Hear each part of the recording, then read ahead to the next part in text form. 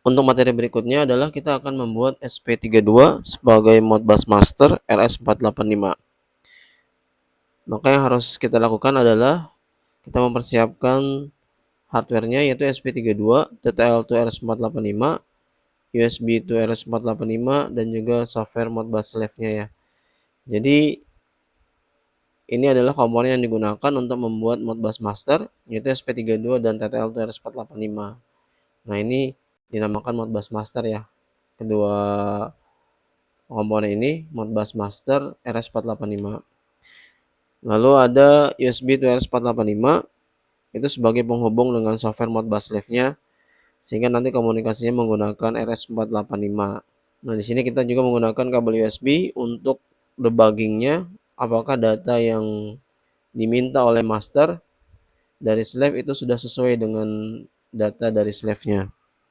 Nah, untuk koneksinya adalah seperti ini ya. SP32 dan modul TTL RS485, TX2 GPIO 17 yaitu ke TX dari TTL to RS485. Jadi TX ke TX, terus juga RX2 GPIO 16 ke pin RX TTL. Jadi RX ke RX, ground ke ground 5 volt 5 volt. Berbeda dengan koneksi antara SP32 dan modul TTL to RS232. Kalau ke TTL RS232, maka pin TX dari SP32 itu ke pin RX RS232, pin RX dari SP32 ke pin TX dari RS232. Seperti itu ya. Tapi kalau menggunakan RS485 itu sama ya, TX ke TX, RX ke RX. Seperti itu ya. Nah, ini sedangkan untuk TTL RS485 dan USB to RS485 yang ini ya. Nah, ini kan ada pin A, B, dan ground, dan juga ada A, B, dan ground. Maka konektivitasnya adalah A dari TTL to RS485 dihubungkan ke A dari USB to RS485, B TTL to RS485 ke B USB to RS485 ground dan ke ground. Nah, untuk perakitannya silakan perhatikan video berikut ini. Sekarang kita akan merakit rangkaian SP32 Modbus Master RS485. Komponen yang dibutuhkan adalah SP32, TTL to RS485, dan juga USB to RS485 ya. Seperti ini ya. Nah, ini converter USB to RS485. Sedangkan Modbus Master itu hanya terdiri dari SP32 dan TTL to RS485. Nah, ini Modbus Master ya, yang akan membaca data atau meminta data kepada Modbus Slave. Yang di sini menggunakan software simulator Modbus Slave. Sedangkan USB to RS485 ini hanya sebagai penghubung saja antara Modbus Master dan Modbus Slave menggunakan RS485 ya. Oke, cara menghubungkannya adalah sini ya. Untuk pin 16 dan 17 TX2 dan RX2 sama seperti digunakan untuk USB to sama seperti digunakan TTL to RS232. Hanya di sini pin RX2 itu dihubungkan dengan pin RX dari TTL to RS485 dan juga pin TX2 yaitu pin 17 dihubungkan dengan pin TX dari RS TTL to RS485. Jadi dia langsung ya, TX ke TX, RX ke RX, kemudian ground ke ground, dan PCC-nya ke pin dari supply USB di sini ya, 5 volt ya. Nah, kemudian cara menghubungkan untuk USB to RS485 dan TTL terus RS485 adalah lihat di sini pin A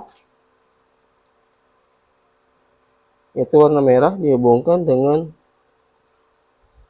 A dari TTL to RS485 ya. Kemudian B yaitu warna biru ke pin B, kemudian ground ke ground. Seperti itu cara menghubungkannya. Nah, kemudian silahkan dihubungkan USB-nya.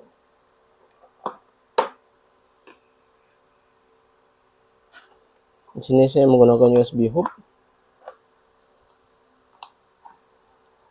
Seperti ini ya cara merangkainya. Nah, setelah merakit hardware-nya, kemudian dihubungkan USB-nya, baik dari SP32 maupun USB to RS485, maka yang perlu teman-teman lakukan adalah mengupload program untuk Modbus Master-nya. Jadi program yang telah dipelajari pada pelajaran yang lalu, yaitu SB32 Modbus Master Input Register, kemudian Holding Register, Read Coil, Read Discrete Input, itu tidak ada yang dirubah ya. Jadi programnya itu sama, hanya hardware-nya saja yang dirubah. Tadinya menggunakan TTL2 RS232, sekarang menggunakan TTL2 RS485. Jadi programnya itu tidak ada yang dirubah. Nah, silakan coba misalnya teman-teman menggunakan program SP32 Modbus Master Input Register. Silakan teman-teman upload, ini tidak ada yang dirubah sama sekali. Kemudian setelah diupload, silakan dibuka serial monitornya. Nah, ini juga software Modbus Live-nya kita koneksikan. Nah, di sini saya USB serial COM340 ini, COM14 itu yang punya USB to RS485 ya. Jadi tinggal kita klik. Ya mungkin teman-teman berbeda nomor COM-nya. Kemudian 9600, 8 database, non parity dan one stop bit itu sama semua ya seperti kemarin. Oke, kemudian kita select definition-nya itu menggunakan input register ya. Nah, kita oke.